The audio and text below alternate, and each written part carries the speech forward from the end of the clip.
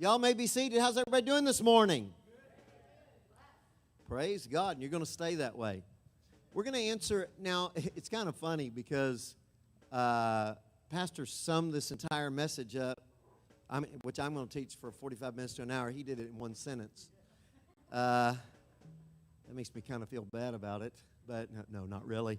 But we were talking about, we've been talking about how much God, knowing and believing the love of God, that those are actually two different things, right?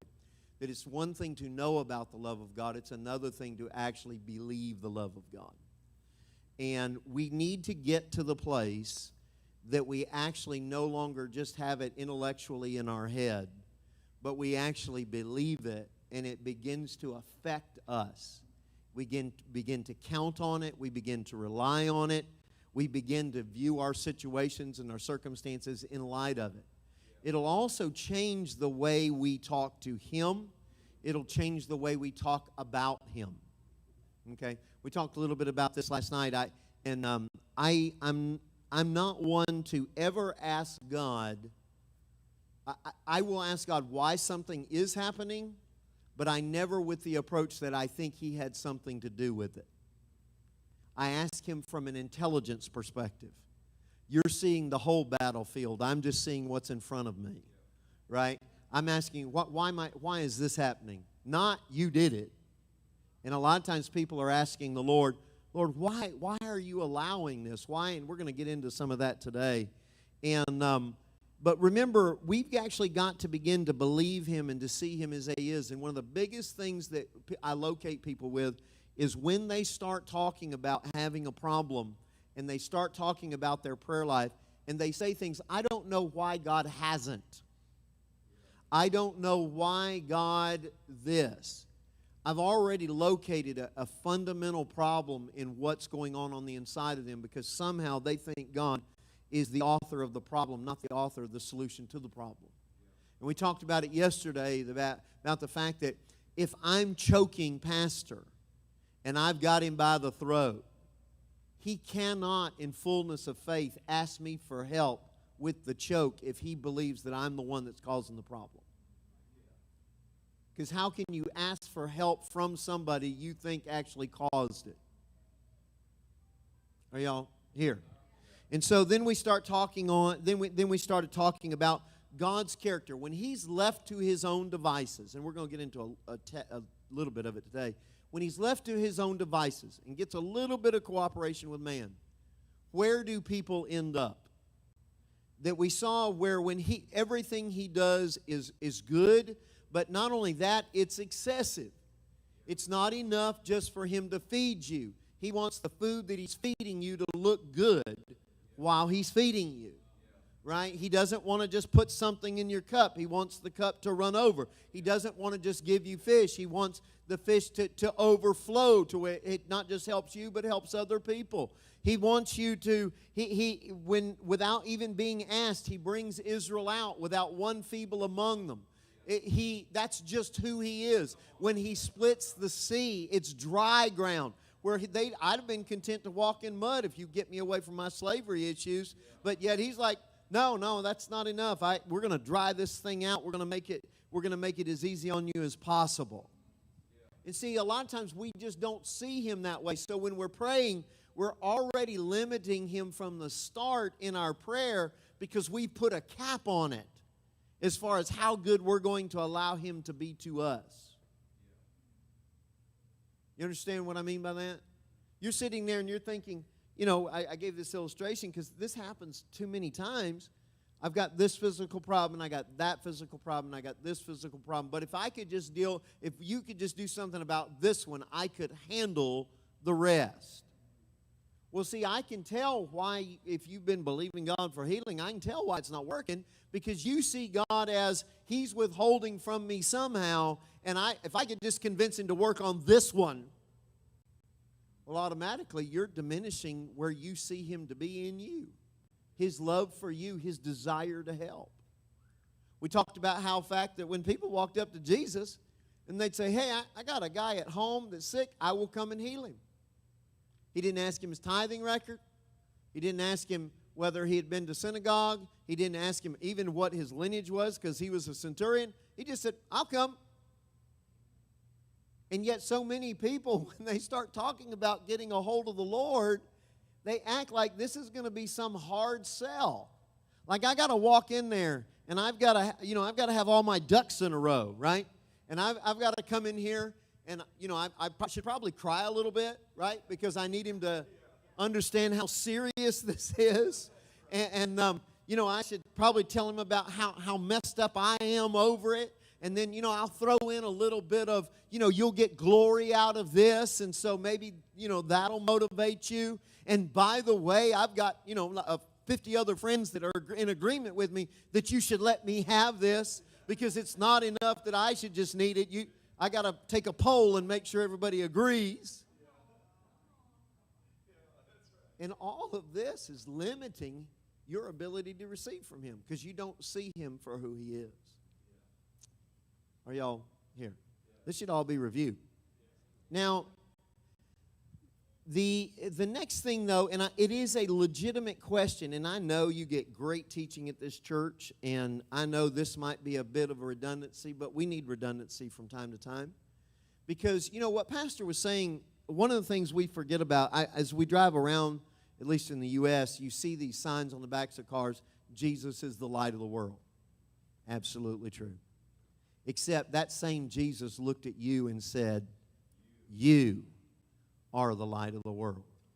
People says that we tell people, and there is an ultimate truth in it that Jesus is the answer. But if all of a sudden you started looking around at the world, so why isn't Jesus doing something about that? Because Jesus is looking at you saying, you are my answer to that. I'm in you. And I want the same way when I walked on the earth, I used my body to do miracles. I used my body. You do realize that not one miracle Jesus did, he did without his body. Even ones that he just spoke to, he used his tongue. He still wants to do that today. And you're that body he wants to work through. And so when you're going out there relieving suffering, by the way, this is something that I got a hold of when my daughter was born. I've watched too many parents. They sit there and minister to them. They sit there looking helpless at their child in pain, at their child suffering, and you can see them that I just feel so helpless. That's what they say. I just feel so helpless. And I told my daughter, and I said, well, good news for you. You're born into a household that has no helplessness in it. That we have a covenant with Almighty God. That God is in love with us. That God is sold out to help us. That when pain tries to rack your body, we can do something about it even when doctors can't. If anything were to ever try to attack you, we have authority in this earth to do something about it. We are not powerless in this earth. And we need to begin to think like that. Now, one of the things that what we're going to talk about today is that if God is such a good God, why does bad things happen in the earth? And I know you know this, but I want to give you some scriptural evidence that you can actually write down. I know your pastor does as well. But one of the things I want you to have with this is if you're sitting there in a coffee shop and somebody says, well, this happened. If God is so good, why did this happen? That you can give an account immediately. I can explain that. I can explain why that happened. Now, you might not be able to give specifics to the situation, but you can give generalities. Now, one thing in dealing with Christians, I want to go back over something we talked about the other day before we jump headlong into this. Go with me to John chapter 10. John chapter 11. Because sometimes we encounter Christians that are mad at God because they had a loved one that died. And what they'll sit there and tell you is, I want you to know she loved God. I want you to know they love God. I want you to know all of this. And I want you to be able to answer that for just a second. But I also want to tell you a story that happened to me pretty early on in my Christian walk, so that you don't ever do what other people have done. So this is what happens. I get saved. I've told you that, watching Brother Copeland on television. And one thing about being under his ministry initially is, man, you learn to be aggressive. You were not waiting on problems to come to you. You were hunting problems. That you were supposed to learn to use faith the way a mechanic used a tool, and you're supposed to make it work, right? And so, I mean, I got aggressive about it. And so when I finally found over there that I was supposed to, like, minister to the sick, I started looking for some sick folks. Now, the first person that I ever ministered to that was sick, I didn't know him because I wanted to practice on somebody that it wouldn't be embarrassing if it didn't work, since I didn't quite know what I was doing. I'm telling the truth. Back then, we were doing executive protection and stuff, and we were good at gathering information. And I was in a Publix, and I was in line getting ready to check out, and there's these two ladies in front of me, and they start talking about this guy who had been diagnosed with cancer, that he was about to die, and through their conversation, I knew the man's name, I knew what hospital he was in, I even knew the room number. And you should be watchful about what you talk about out in public. And so, anyway, I thought, this is great. I want to know how this works. So I'm going to go find this guy, and I'm going to practice on this guy. Because he doesn't know me. So I showed up at the hospital room. He's laying in bed. He was a really tall guy, but he had lost so much weight. I mean, he's really close to death. And he's just laying there in bed. He's probably about 90 to 100 pounds, but he's probably 6'2". I mean, he's a frame. And I walk in, and I don't even know how to get things started, right? Because this is like the very first time I ever tried anything like this. All I saw was that command there in Mark that I was supposed to lay hands on the sick in the name of Jesus and they would recover. And I didn't take it as a suggestion. I took it as like, these are marching orders. This is what he's expecting. So I've got to get out here, and just like anything, I believe in training. And in training, you learn. You might not get it right the first time. You might not get it right the second time. But you'll never get it right if you don't start training. And so I show up, and I'm standing at the door. He's sitting there. I got a Bible, and I said, "Excuse me, sir." And it's good that he was incapacitated, because this might have gone really wrong. Because he looked at me like, "Who in the world are you?" But he opens his eyes, and I said, "Sir," I said, "the Lord Jesus has sent me to heal the sick." And I said, "You're sick. Would you like to be healed?" And then he's like this. And his eyes are looking around. And I walk in, and I said, "Can I sit down?" And he's like, because he can't move, right? This is perfect, right? He can't even tell me no. And so I sat down, and I start going. Now, it's amazing how God honors things. And I just start going through some scriptures. This is what it says. Here, you see here? This is what it says. You see here? This is what it says. Now, you see right here, this says that the believer can lay hands on the sick and they recover. I'm a believer. You're the sick. So we can join this together. So I'm going to lay hands on you. Is that all right? And he's like, sort of thing, because he can't talk. He can't even talk, right? I don't even think he could have hit the button to get the nurse to come save him. So I'm sitting there, and now at that moment it occurs to me, I don't actually know how to do this.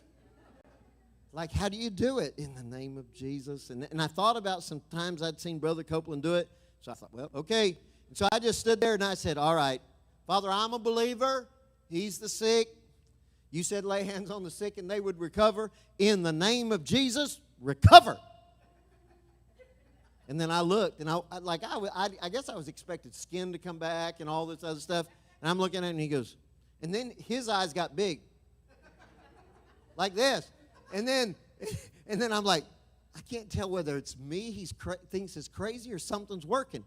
And he goes, thank you. Like, with a voice. Thank you. And then wow. He goes, next words, I'm Catholic.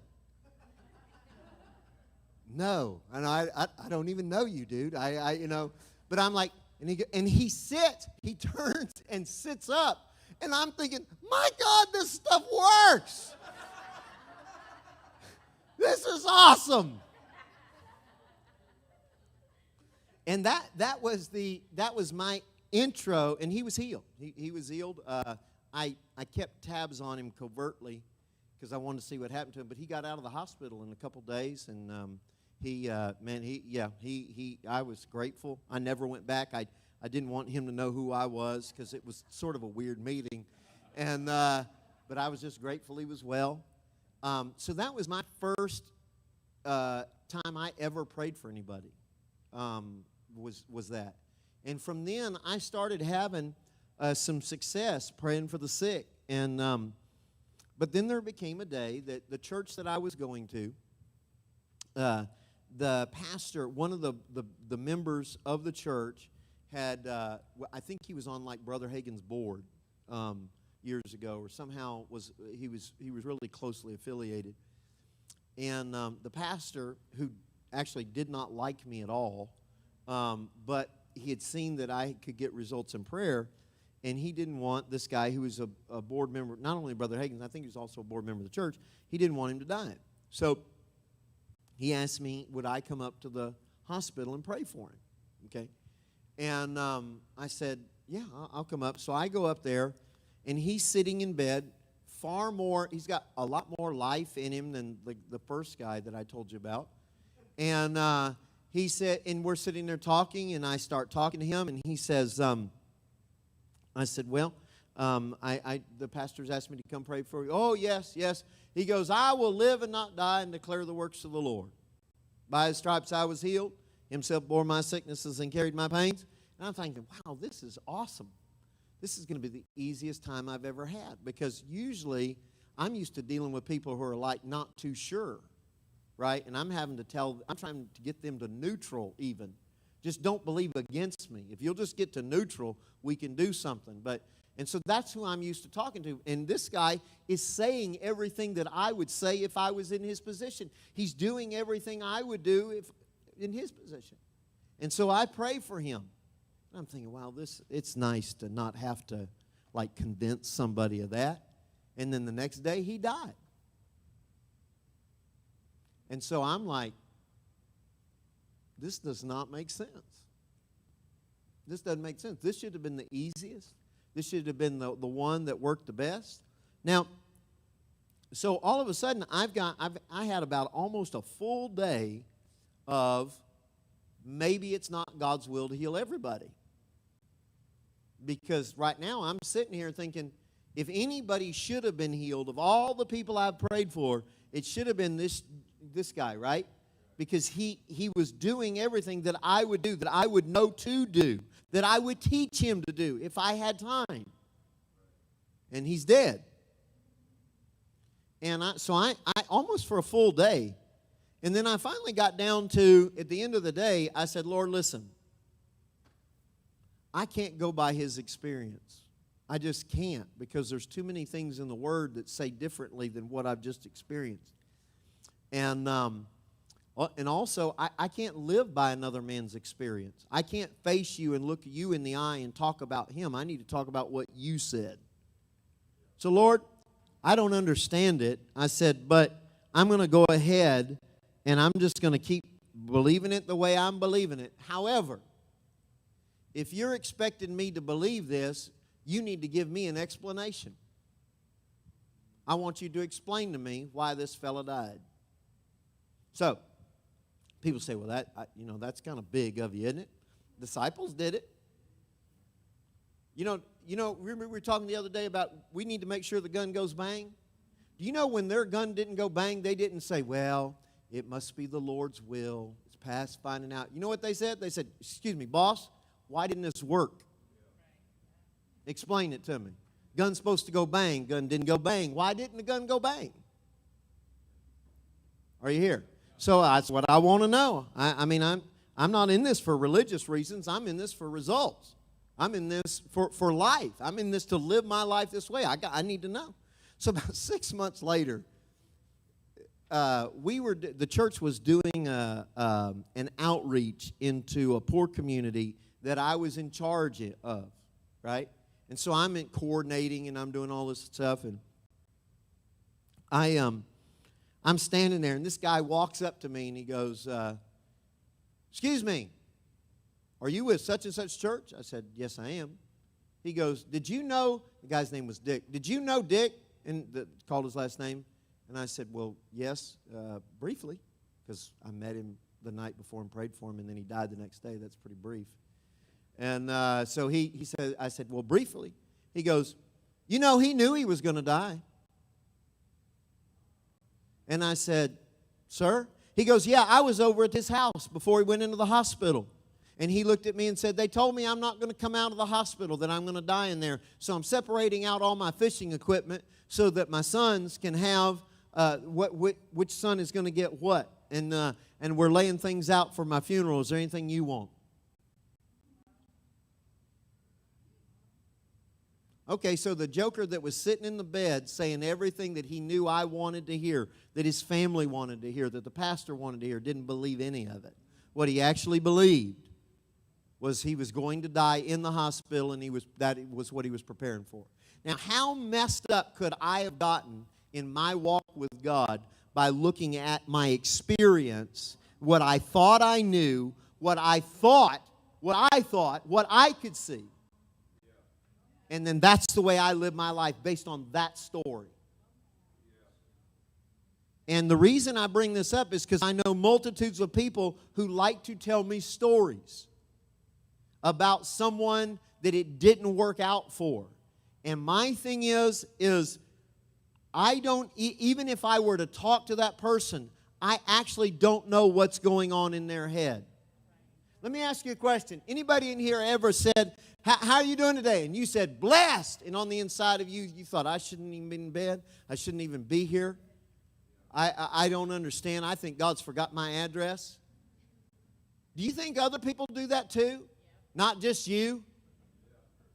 That maybe you could be talking to somebody that has the right Christian ease, but they don't actually, with heartfelt believe anything they're saying? Isn't that what we saw with Martha at Lazarus? That you are the Christ, the Son of God, who has come into the world. And the minute Jesus is going to move, she's like, "Wait, stop." Other people do that too. So don't ever look at somebody's experience, at your experience, as a defining moment. Here's something else I want you to do, and I want to remind you of this. I know we talked about it the other day. Go with me once again to John chapter 11. Now, this is after Jesus has explained Lazarus is sick. Eventually, they press him to the point he says he's dead. And so now he's saying, we're going to go down there.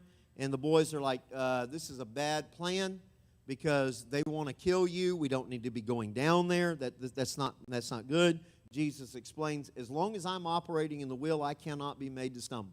I have no reason to fear anything. The only way I need to be concerned about stumbling is if I operate in darkness. And so he says, we're going down there. And so Thomas, right, in verse 16, 11:16, Thomas says this. Now, I understand he gets a bad rap for being doubting Thomas. But it says, Thomas, who is called the twin, said to his fellow disciples, let us also go that we may die with him. Let us also go that we may die with him. This is where a lot of people in their walk with the Lord, this is the reason you see them not have success in their prayer life. Because people confuse their love for God for their trust in God. Because here's a man that is in love with Jesus to the point he is willing to go and die. I am so committed to you. I will go and I will die with you. But I don't believe anything you just said. I don't believe that we're going to live through this. I don't believe that just because we're in the will of God that they're not going to be able to kill us. I just don't believe that. However, I do love you, and I will go with you, and I will die with you. Because a lot of times we look at people and people will tell us, yeah, but my grandmother, my mother, my dad, my husband, they loved God. My wife, they loved God. I'm telling you, they loved Him. They were always praying. They were always doing this. Does not mean they trusted Him.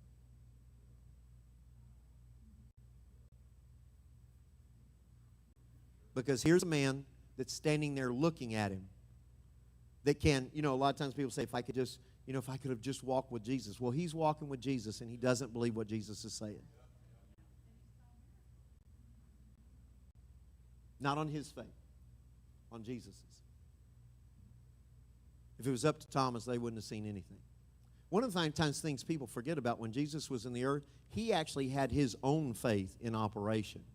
He was actually able to do certain things simply because he believed God, even if nobody else around him did. Now, that's important to know even for you. Don't ever confuse your love for God and your commitment to God that you actually are trusting God in a situation. You need to be the one that says, I will go with you, and I am confident that we will not die, because if I'm walking with you and we are in the light, then we cannot be made to stumble. You have to get to where Paul got.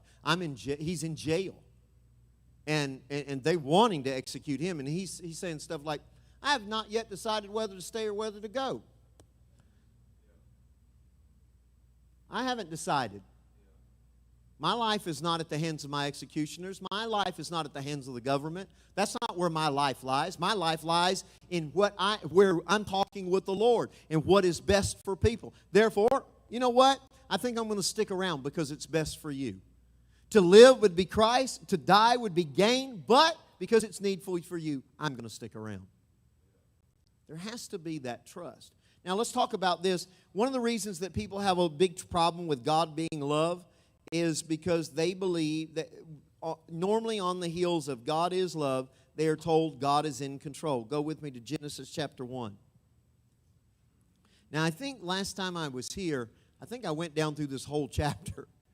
So I won't do that to you today, but I will point a couple things out to you.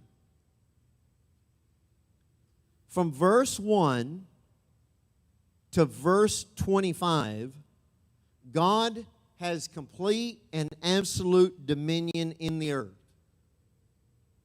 Legitimately, God is in control. I want you to notice the state of the planet while God has absolute dominion and control. Everything is good. In fact, every time He does something, it points out it is good. He saw it and it was good. He saw it and it was good. He saw it and it was good. So while He is left to His own devices, while He has complete and absolute control, everything is good. That should tell you about Him. When nobody was there to interfere, when nobody was there to resist, when nobody was there to do anything, everything is good. Everything is great. This is awesome. Right? But something happens on the sixth day, and He says, let us make man in our image, verse 26, according to our likeness. Let him have dominion over the fish of the sea, over the birds of the air, over the cattle, over all the earth, over every creeping thing that creeps on the earth. So God created man in His image. In the image of God He created him. Male and female He created them. Then blessed them, and God said to them, be fruitful and multiply, fill the earth and subdue it. Have dominion, basically, over all the earth. Now, by the way, I think this is important to point out. God said, see that I've given you every herb that yields seed, which is in itself on the face of the earth, and every tree whose fruit yields seed, to you it shall be for food. The reason that's kind of important is that basically what He's saying is okay, boy, go ahead, you can taste test all the trees. If you find something you like and you want more of that, boy, there's seed in it. Just take that, pull that seed out, start planting again, and you can have as many apples as you want. You can have as many bananas as you want, because from this point forward, what actually grows here is going to be based on the seeds you plant. You know, a lot of times people don't realize this, that when God really, really, really believes in the law of seed time and harvest. I mean, like He is committed to it. To the point that when Jesus was in the earth, He referred to Himself as a seed, that we would be His harvest. I mean, He's committed to this thing. And a lot of times people do not like the law of seed time and harvest because it's not a test you can cram for. Right? If you want to ensure a future, it requires seed planting. By the way this works is, in a lot of ways, your field or your life is a time machine. If I look at your life right now, I can look back in the past and tell what seed you planted. On the other side of it, if I'm watching what you're planting today, I can tell where you're headed tomorrow. Okay, let me say it like this. Let me ask you a question. If all of a sudden you walk by my field and you see a crop of tomatoes, what can you tell happened at some time in the past? I planted tomatoes, right? Now, if I've got a field right here and I show you a pack of watermelon seed and I say, look at this watermelon seed pack. See the pretty watermelon on there? I'm going to take this seed and I'm going to plant in this field. Use your time machine. Look in the future. What is in my future? Watermelons. And we need to understand this from the very first day that man was created. He said, now your future will be in the seeds you plant. And again, a lot of times people, no, there's all this stuff going on. That's your seed. So here he is, he says this. He tells him, you've got dominion now. So for 6 days, 5.5 days, God has complete and absolute dominion. While He does, everything is good. Now we're on the 6th day. And now on the 6th day, He turns to this man that He's always wanted, the man that He loves, and He says, now boy, this is yours. You have dominion. From this point forward, you know what? There's a bunch of animals here. They're going to need names. Boy, you're going to be the one that names them. Because now, son, you are now responsible. You have dominion. Now, that's not just here. Go with me to Psalm 8.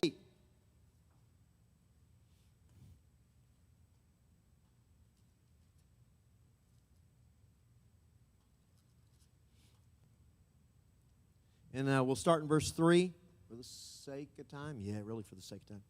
When I consider the heavens and the works of your fingers, the moon and the stars which you have ordained, what is man that you are mindful of him, and the son of man that you visit him? You have made him a little lower than the angels. That's actually, if you look at that word, it is word Elohim.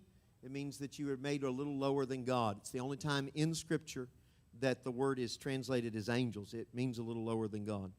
You have crowned him with glory and honor. Now notice this. You have made him to have dominion over the works of your hand. You have put all things under his feet. And then it lists everything that's there. Man has dominion. Go with me to Psalm 15. 115.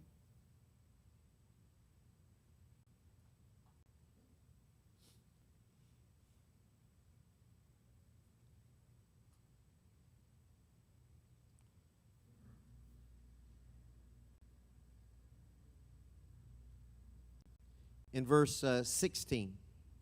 1:15-16. The heaven, even the heavens are the Lord's, but the earth He has given to the children of men. Now, I'm going to stop right here before we get into a couple other things and see how this practically plays out. But Okay, so somebody asks you, well, if God is such a good God, why are there birth defects? Well, because of my granddaddy. My granddaddy did it. There was one day that my granddaddy was given possession of the planet, and at that point, he, instead of listening to the Lord, he listened to the Lord's arch enemy and gave him dominion. It was my granddaddy's fault. That's the reason we have birth defects. Why are there tornadoes? Because my granddaddy one day turned his dominion over to somebody that never should have been given dominion. That's why. That's why. You know, even today, I remember used to drive everywhere. Thank God those days are over. We were out in Nebraska, and there was this huge field full of rotting grain or wheat or something. And I pulled into a gas station, and I asked them, I said, what's all that grain out there? And they says, that's stuff the government pays us not to sell. And I was like, I don't understand. Well, in order to keep the price of grain at a certain level, we grow the grain, but we're not allowed to sell it. We just have to let it rot. Sometimes we can use it for compost. Now, this is at the exact same time that I'm able to turn on television and people are showing me babies with bloated bellies that can't eat in other countries. And yet I'm sitting here looking at something that could fix this problem in an instant. But man, who is given dominion over this planet, has elevated gold over human life. So all that tells me is let's go get some more gold and say, hey, you see that stuff? I know what the government's paying you not to sell it, but I'm going to pay you to sell it, and we're going to feed people with it and tell them how Jesus does love them and that He is good.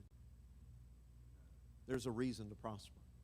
But see, a lot of times people don't understand these things, and so people, starvation around the world, and people act like this is an incurable problem. We can grow enough in the United States to feed every nation on the face of the earth. We just don't.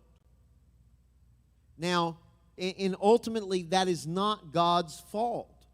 You cannot blame Him for that when He entrusted this to us.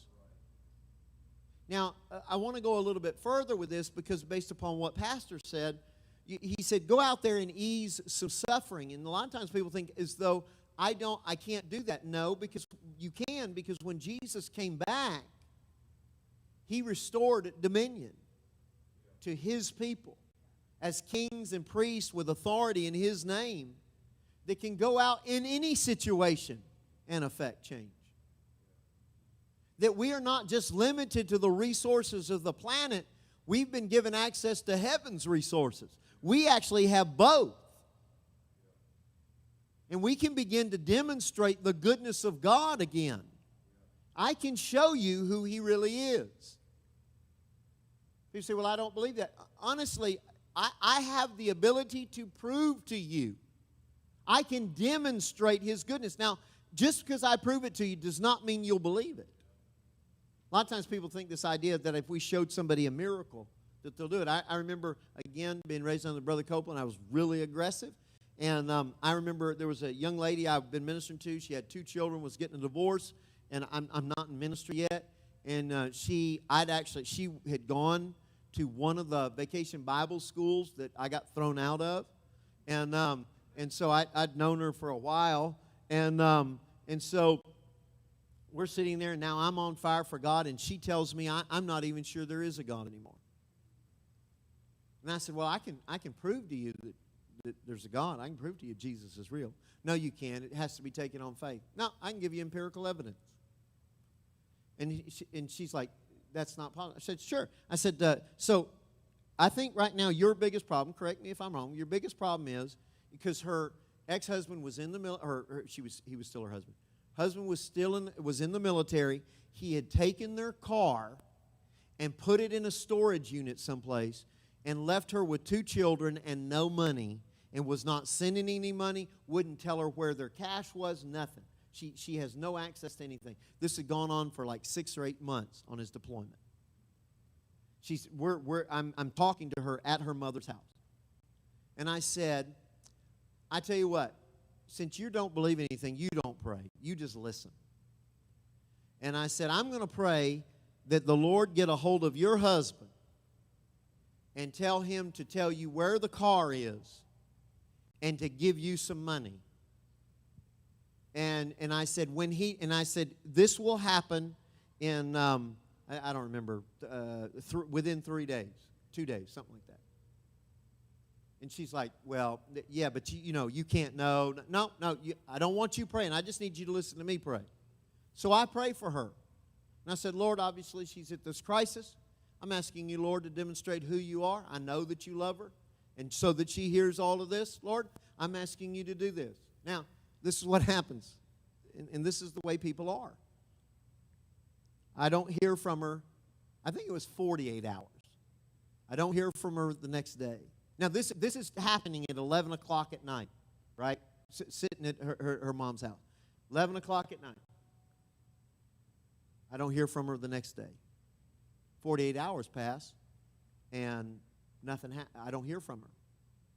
And so, your mind tries to tell you, well, it didn't work, and now, this is embarrassing. No. God is who He said He is. God will do what He said He's going to do. And it's not on me anyway. It's on Him. I wasn't talking to me. I call her. And she says, so, tell me what happened. She says, well, at 2 o'clock in the morning after you prayed, remember we were at 11, the phone rings and it's my husband. He told me where the car was. He told me where the money was. And I now have the car here. And I said, why didn't you call me and tell me? She goes, it was probably just a coincidence.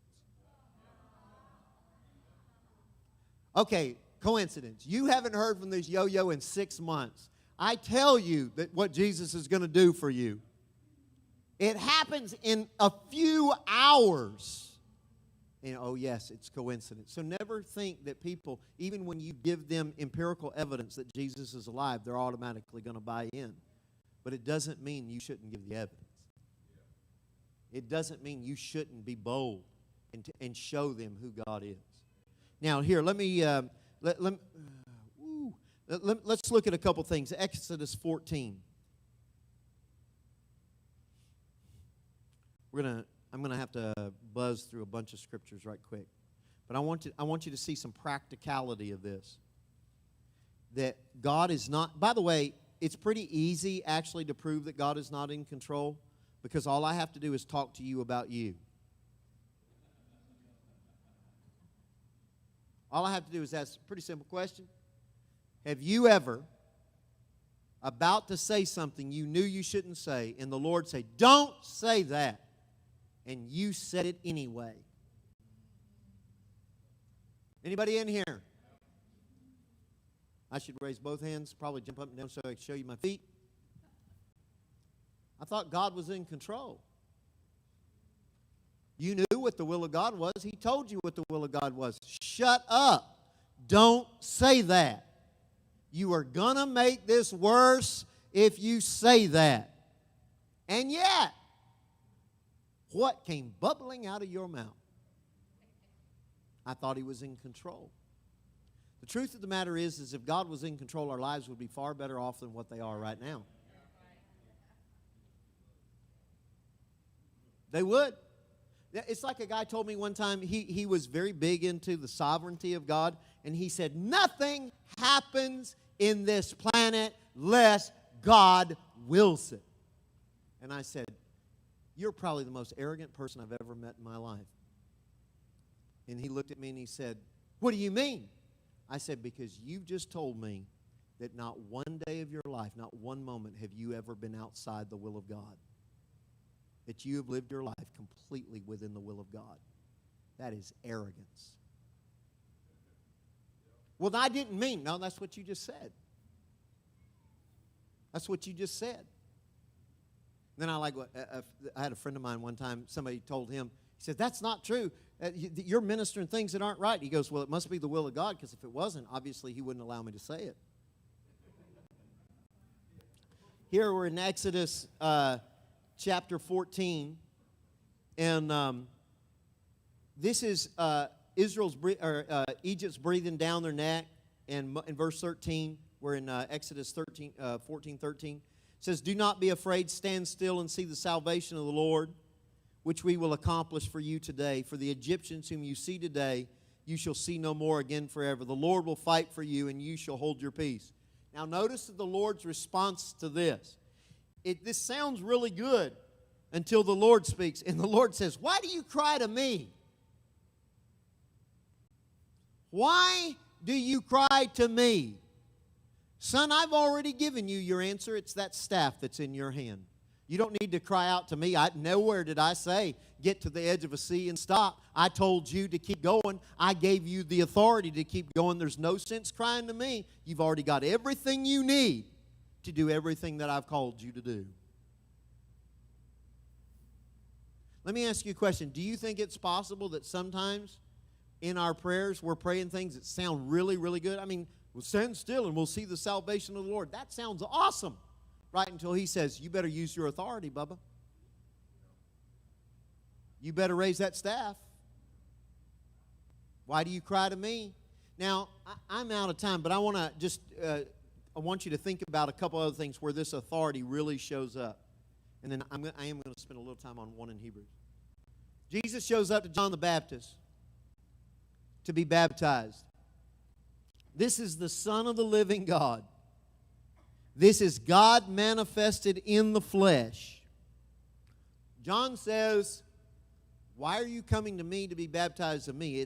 I need to be baptized of you." And Jesus' response, Jesus, the Son of the living God, the third member of the Godhead, right, looks at him and says, "Permit this be so to fulfill all righteousness." What did He just say to him? "I'm asking you for permission. Would you do this? Would you permit this?" He doesn't tell him, "Listen, I created you, Bubba. Just do what I tell you to do. If I'm standing here to be baptized, you just baptize me." No. Permit it be so. Let me ask you this. When Jesus shows up to the Gadarenes, right? And the crazy naked fellow who's been upsetting everybody, right? Breaking chains, screaming all night, all this other stuff. This would be a guy I'd want to get rid of, right? He gets rid of him. This town comes out. Now, Jesus has just traveled by boat over here. He's planning on going and ministering. He's got a plan. He wasn't planning just to find the crazy naked fella, get him delivered and head back out. He wants to help people. But the town shows up. The city shows up and looks and says, you need to get out of here. You need to depart from here. It says they were afraid. Funny thing about this Jesus, the Son of the living God, God in the flesh. He says, "Okay, I'll get back in the boat and I'll leave."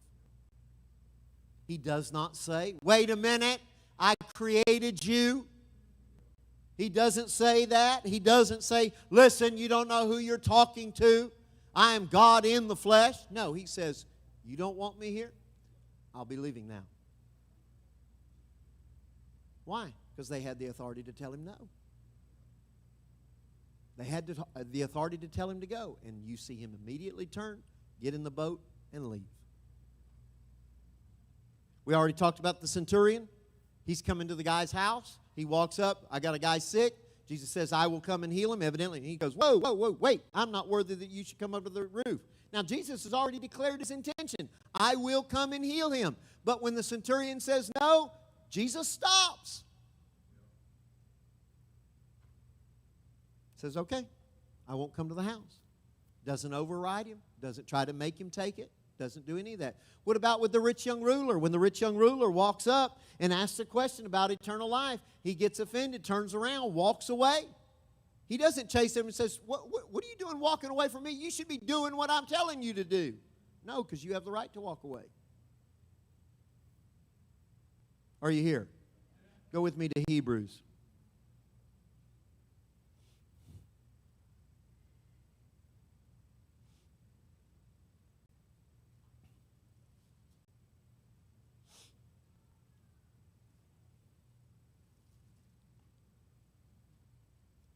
This is Hebrews chapter 11.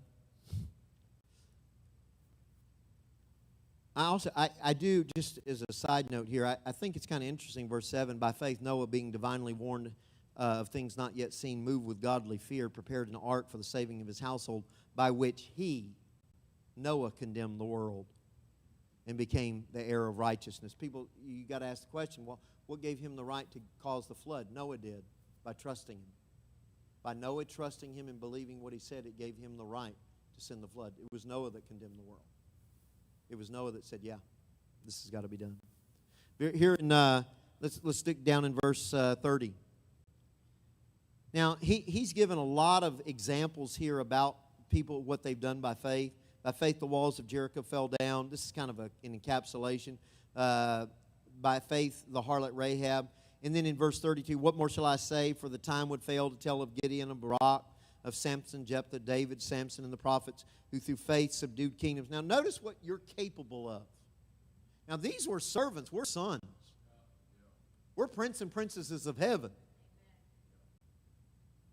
They subdued kingdoms, worked righteousness, obtained promises, stopped the mouths of lions, quenched the violence of fire, escaped the edge of the sword, out of weakness were made strong, became valiant in battle. See, if you're not that valiant, you can be.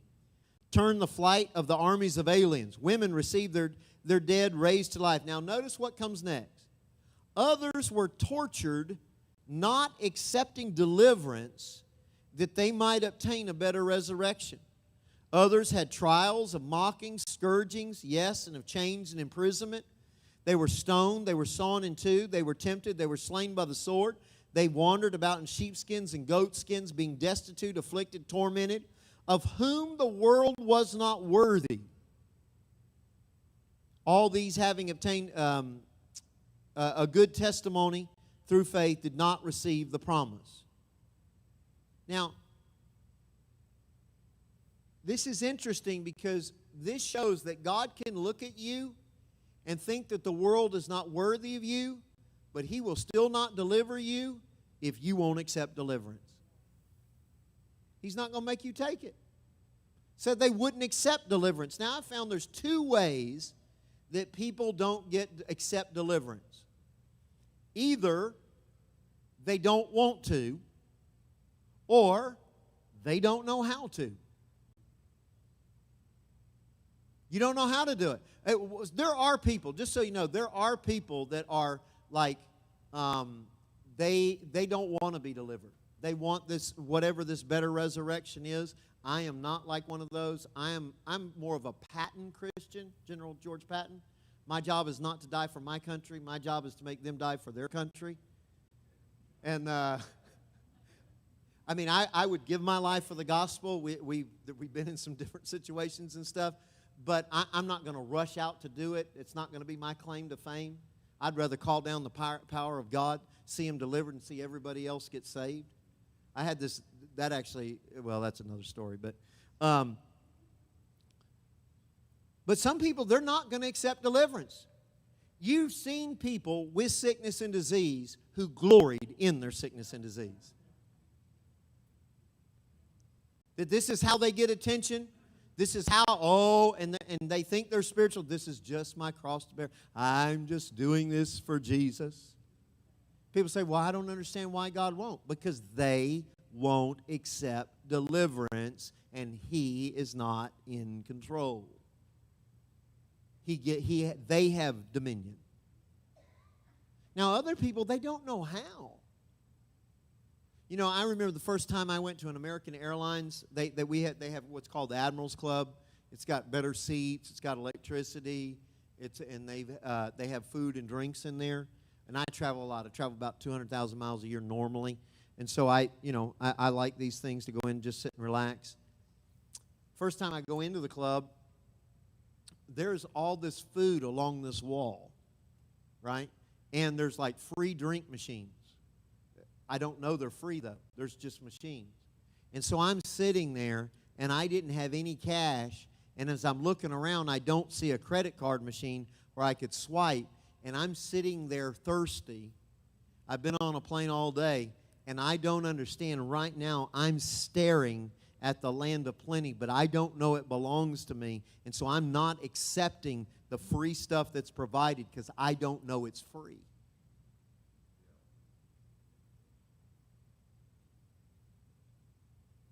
Are y'all here? See, when we start talking about the goodness of God and people start saying, well, if God is so good, why this? Well, sit down with me. I'll give you some answers. I'll give you some answers. We can talk about from the very first day that man was on the planet. We can talk about that all these things, what my granddaddy did. But if we get down to you, maybe you have not accepted deliverance either because you don't know how, or maybe you just don't want it.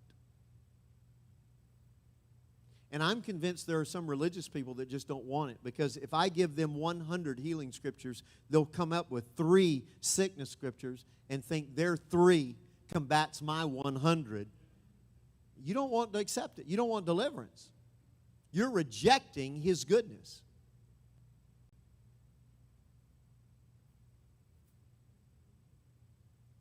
We need to know and understand this. First, because if we're having a problem, we need to make sure we're not the problem. Am I somehow in this not raising the staff I should be raising? Am I somehow in this, have I accepted something I shouldn't have accepted? Lord, I know you are for my good. See, again, this all goes back to you love me, you are for my good, you didn't cause this, but you are my solution to this. I'm asking you to teach me, because I know you didn't do this. Show me, Lord. Show me, Lord. Teach me. And He will. He's in love. He wants to help you. But you should be able to give an answer. You should be able to look people in the eye and say, listen, I might not know specifics, but I can give you some generalities. I can tell you that when my father was in control of the planet by himself, it was all good. No bad things showed up till we got a hold of it. Amen? Did y'all get something out of this morning?